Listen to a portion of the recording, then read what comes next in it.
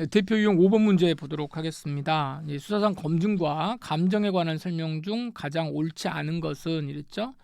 틀린 문장을 좀 찾아라 그 말인데요.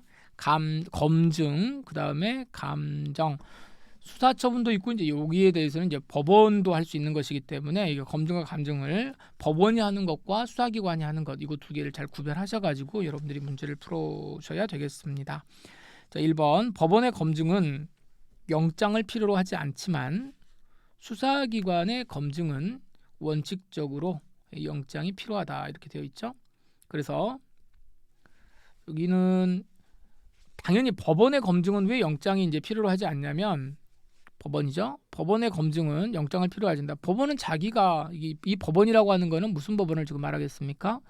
수소법원을 말하는 거거든요. 그러니까 재판을 하고 있다가 재판하는 법원이 그거 검증합시다 이런 식으로 이야기하는 거란 말이에요. 이제 이럴 때는 굳이 본인이 이제 그 뭐죠? 발부를 하는 것이기 때문에 따로 굳이 내가 그러니까 이 법원이 발부의 주체이기 때문에 따로 굳이 이 영장을 발부해가지고 뭔가 제시를 해야 될 필요가 없는 겁니다. 그런데 수사상 검증이라고 하는 거는 이제 누가 하는 거예요? 이제 수사기관에서 이제 주체가 돼가지고 하는 거잖아요. 그래서 원칙적으로는 당연히 영장이 수사 단계니까 당연히 이제 필요한 거죠. 그리고 수사상 검증은 수사기관이 하는 즉 수사 단계에서 하는 무슨 처분이죠?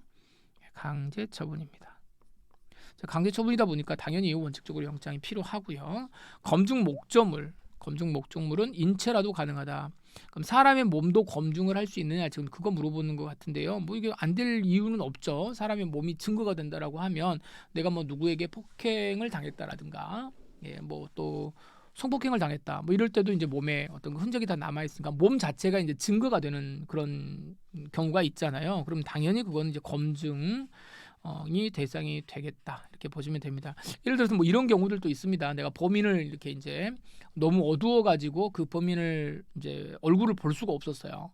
얼굴을 못 봤다 그런데 뭐 어떤 그 흔적을 이렇게 알 수 있죠. 뭐 손 부분에 어떤 뭐 흉터가 있었다라든가, 예를 들어서 몸을 또 이렇게 위 옷을 벗고 있었는데 등에 어떤 문신이 있었다라든가, 뭐 이제 이럴 수 있습니다. 그래서 그런 것들도 다 검증을 할 수가 있기 때문에 당연히 인체라도 가능하다라고 하는 지문은 맞겠습니다.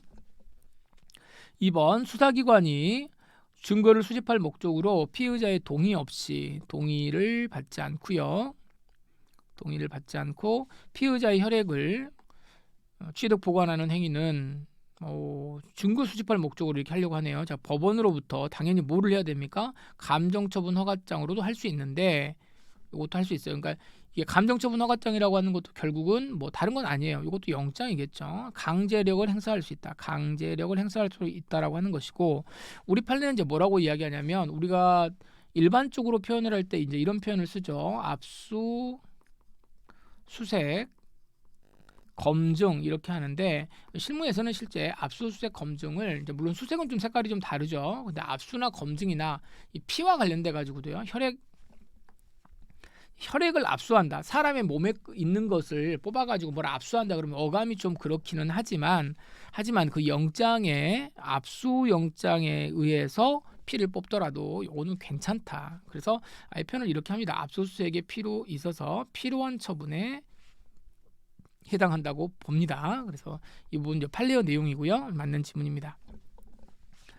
3번 감정 유치는 피의자나 자 피의자요.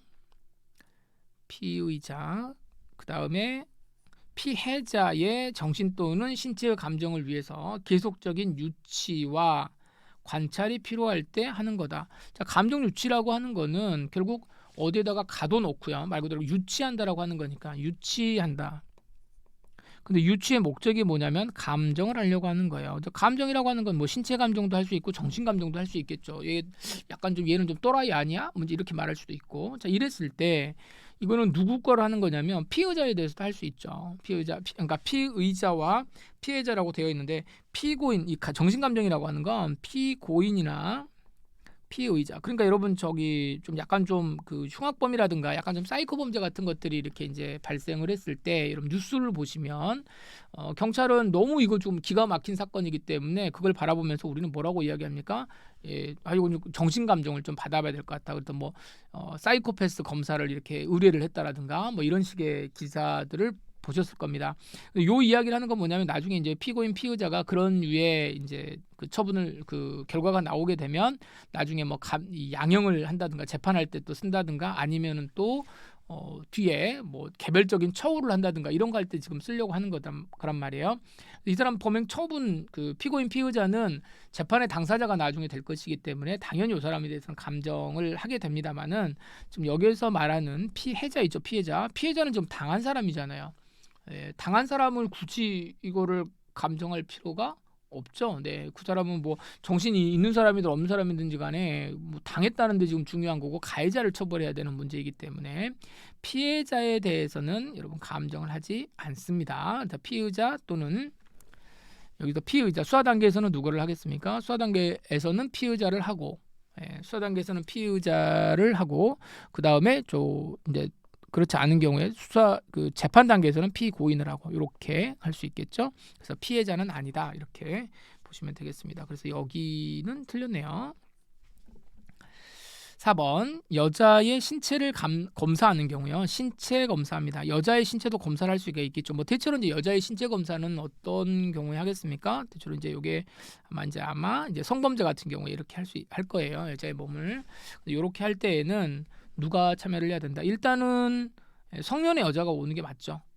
이게 뭐 여자가 반드시 와야 되는 거고요. 그 다음에 또 누가 오는 거냐면 의사, 검증하는 건지 검사하는 거니까 말 그대로 신체 검사하는 거잖아요.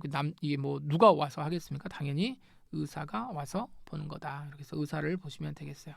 그래서 의사, 성년의 여자 이렇게 보시면 됩니다. 그래서 여기서 여러분들이 혹시라도 이제 헷갈리시면 요거 두 개를 잘 구별하셔야 돼요. 검사하고 누구하고 의사하고 이렇게 매칭을 시키시면 됩니다. 검사, 의사 이렇게 해서 매칭을 시키셔가지고 나중에 헷갈리지 않도록 잘 정리를 해두시면 될 것 같습니다. 그래서 여기 지문도 맞는 지문이고요. 네, 정답은 3번이죠. 3번이 되겠습니다.